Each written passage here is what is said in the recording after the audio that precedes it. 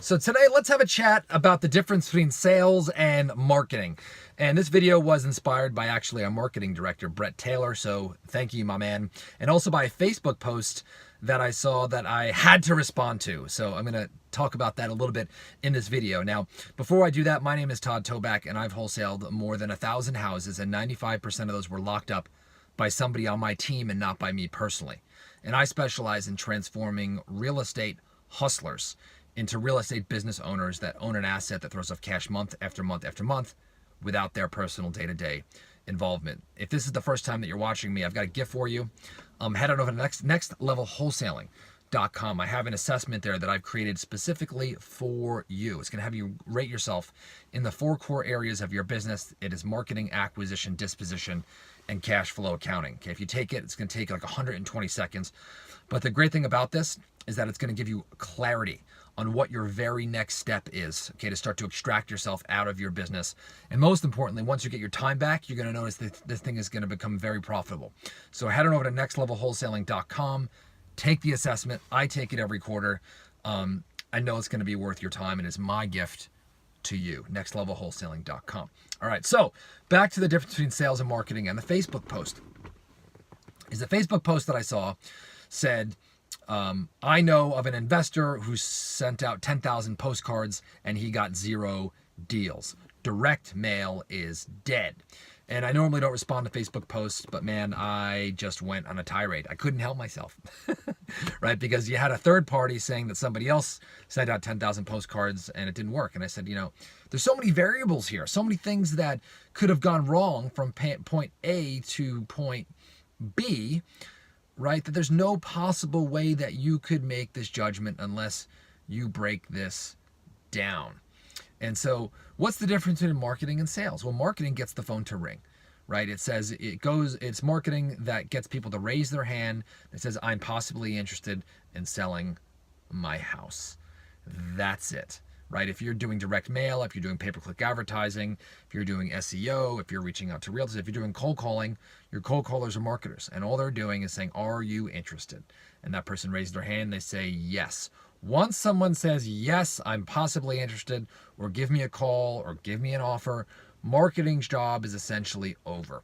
And that's when sales comes in, or acquisition, right? And a sales job to get in there and lock up the contract. And a lot of people blend those together, and I think that's a massive mistake. And so I saw this Facebook post and I said, look, there's so many things that you've got to evaluate, right? Did marketing do its job, right? Did they send out the normal amount of postcards? Did they pull the same list? Did they get the list from a different source? Did they change the message on their answering machine? Did they change to live answer? Did they have a new hire? Did the mail house change paper? Did the mail actually even go out? Right? Did it even go out?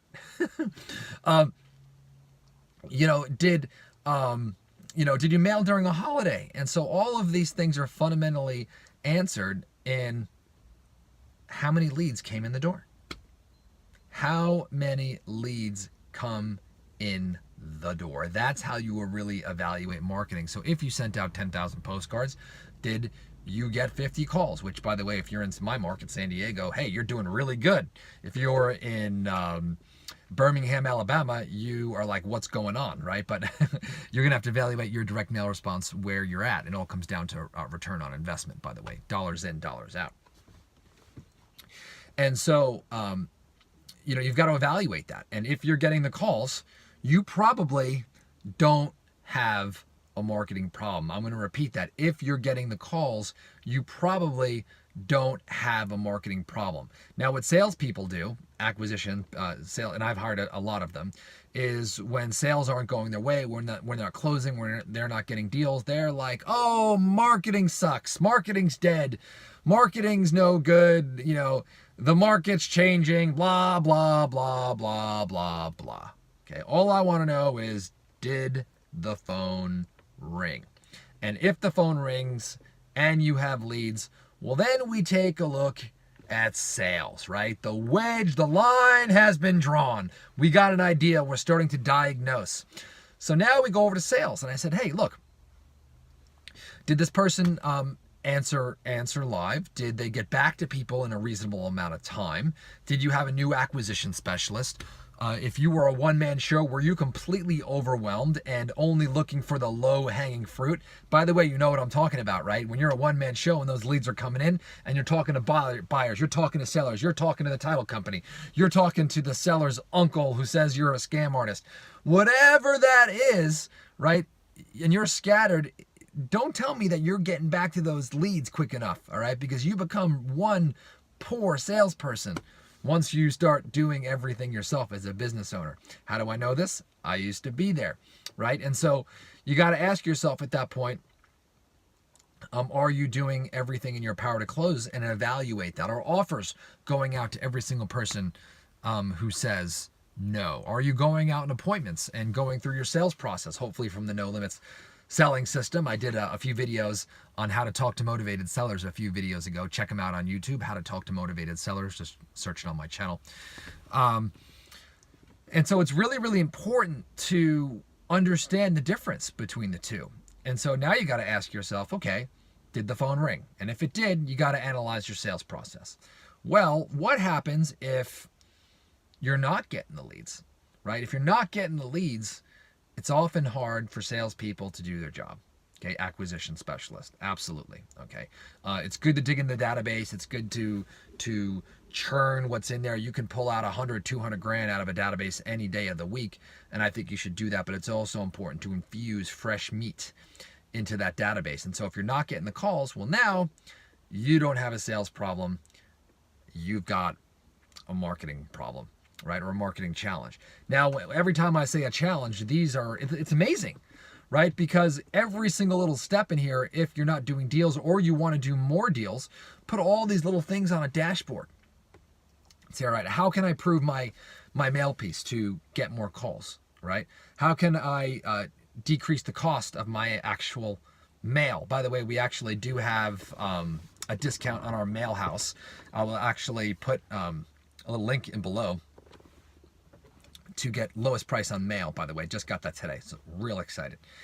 How do I decrease the time it takes to talk to somebody, right? How do I find better lists? How do I eliminate zip codes that aren't performing? How do I focus on the zip codes that are performing? And so all of a sudden you start to tweak these little knobs, and they start compounding and compounding and compounding, right, to do some really, really great things. So sales and marketing are really, really different, right?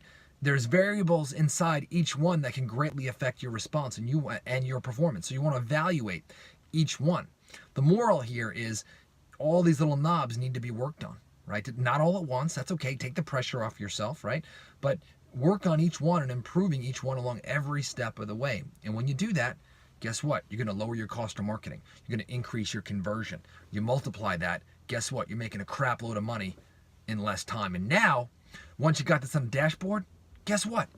You got a real business, and you're not a hustler anymore. Okay, my wish for you is to get out of the hustler mode. I was there.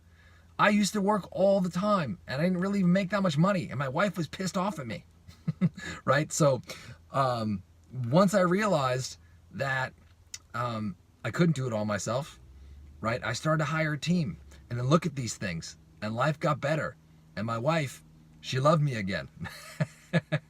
By the way, she always loved me, by the way. If she's watching this, Marianne, I love you. Just trying to make a point. So